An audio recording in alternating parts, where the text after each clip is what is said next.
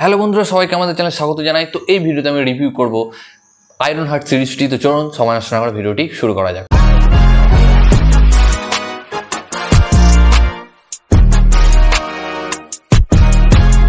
তো এই iron heart সিরিজটিকে নিয়ে আমার বেশি কিছু বলার নেই।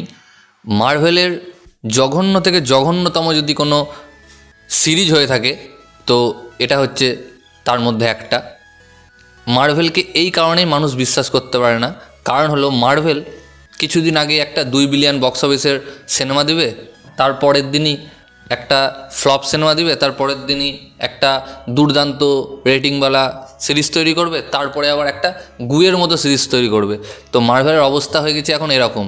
ঠিক আমরা যে গ্র্যাব দেখি, আমরা যারা ট্রেডিং করি, ট্রেডিংয়ের গ্র্যাব যেমন ওঠানামা করে, তো মার্ভেলেরও গ্র্যাব ঠিক সেই রকমই হয়ে গেছে।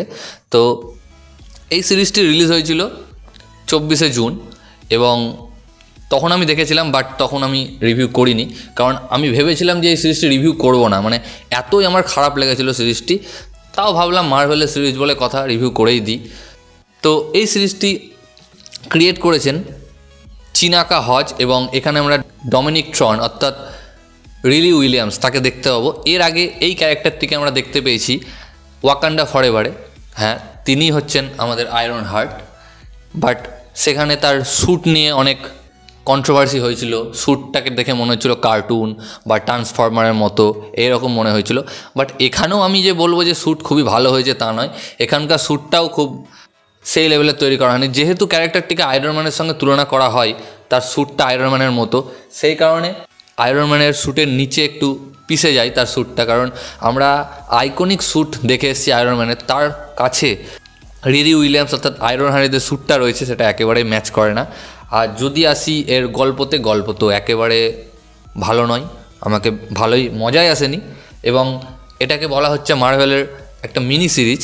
তো এর মাত্র 6টা এপিসোড রয়েছে এবং প্রতিটা এপিসোডই প্রায় 40 থেকে 1 ঘন্টার মধ্যে।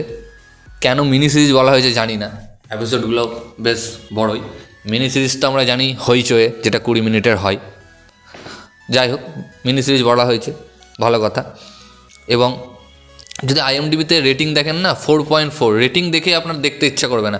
যদিও আমি এটাতে রেটিংয়ে বিশ্বাস করি না, আমি ভাবি যে রেটিংই সব কিছু নয়, এর স্টোরিটাই সব কিছু, কিন্তু এইখানে অর্থাৎ এই সিরিজটার ক্ষেত্রে রেটিংটা ম্যাচ করে, কারণ রেটিং দেখে এই সিরিজটা দেখবেন। কারণ সত্যি বলছি, এই সিরিজটা দেখা মানে টাইম লস। আর মার্ভেল তো জানেন আপনি, কোনো সিরিজ রিলিজ করলে প্রতি শুক্রবার হোক বা বুধবার হোক একটা করে এপিসোড বের করে। তো এই সিরিজটি আমি একসাথে দেখেছিলাম, কারণ আমি প্রথম এপিসোড দেখেই বুঝতে পেরে গেছিলাম যে এই সিরিজটি ভালো হবে না। সেই কারণে ওই প্রতিদিন বা প্রতি সপ্তাহে একটা করে এপিসোড দেখে লাভ নেই, সব একবারে বেরোবে তারপরে দেখব। তো এই সিরিজটি একেবারে জমেনি, কারো অ্যাক্টিংও সেই লেভেলের না, কোনো ওয়াও মুমেন্টও নেই যে দেখে হ্যাঁ মজা আসবে। হ্যাঁ, তবে একটা ভালো জিনিস এখানে দেখানো হয়েছে, যেটা আমরা অনেক দিন ধরে খুঁজছিলাম। মার্ভেলের দুর্দান্ত একটা ক্যারেক্টার ম্যাফিস্তো, তো ম্যাফিস্তোকে এখানে আমরা দেখতে পেয়েছি, তো যেটা খুবই ভালো। যদিও ডাইরেক্টলি দেখানো হয়নি, ইনডাইরেক্টলি দেখানো হয়েছে ক্যারেক্টারটিকে, যেটা খুব ভালো ইন্ট্রোডিউস করা হয়েছে। পরবর্তী যদি সিনেমাতে আমরা আরও পাই এই ক্যারেক্টারটিকে, তাহলে খুবই মজা আসবে, কারণ বিশাল একজন শক্তিশালী ক্যারেক্টারের মধ্যে পড়ে। হ্যাঁ, থ্যানোসের থেকেও হয়তো বেশি শক্তিশালী। তো যাই হোক, এই ভিডিওতে এতটুকুই গাইস। ভিডিওটি ভালো লাগলে অবশ্যই ভিডিওটাকে লাইক, কমেন্ট, শেয়ার, আমার চ্যানেলটিকে সাবস্ক্রাইব করুন। ধন্যবাদ।